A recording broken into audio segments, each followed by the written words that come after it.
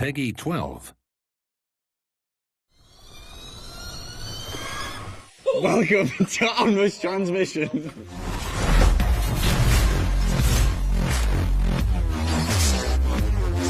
ONRUSH has 4 game modes.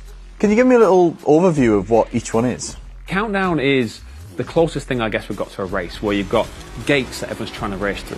Every time you hit a gate, you score some time, because your timer for your team is always ticking down. Okay. And if your time runs out, it's game over. So you've got to do everything you can to get through those gates or stop your opponents from getting through the gates.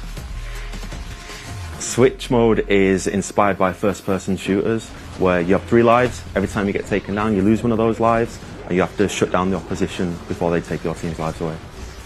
Lockdown is fast action, king of the hill, trying to capture the zones with your team, stop the other team from capturing the zones, and you constantly chasing the next zone. So it's fast action and awesome team play. Overdrive is more of a free-form sort of mode, where you've kind of got the flexibility and freedom to score points how you want. Because ultimately it's all about earning and deploying boosts. Every time you hit that boost button, you're scoring points for your team.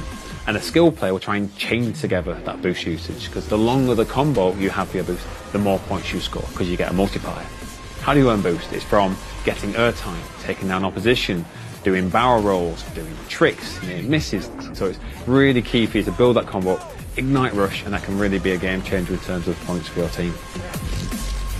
There's plenty of tracks to blast through in ONRUSH. How many are there exactly? There are 12 tracks for you to play across all of the game modes, and each of them's got hundreds of different opportunities to attack the track and get big air, and attack the pack as well to get takedowns. So we wanted to make sure that every single track had kind of a standout vista, something that looked beautiful and stunning, and then a standout kind of gameplay moment.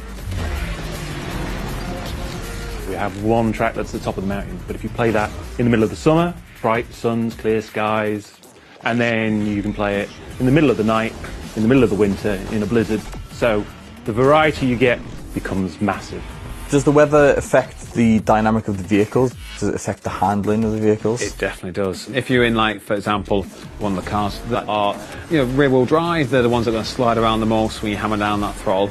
And when it starts to rain, when it starts to snow, you'll start to notice straight away that those vehicles start to slip and slide around the most.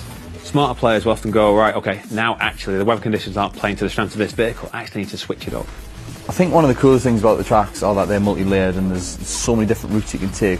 How important was that through the design process to have multi-layered tracks, so it's not just circuit racing? That's it. It's absolutely essential for ONRUSH because of the stampede system, because we want to constantly give players opportunities to attack the track to earn more boost, earn rush more quickly, and then also escape the pack for a little while and then jump back in to get that perfect angle of attack for a crushing takedown or a T-bone.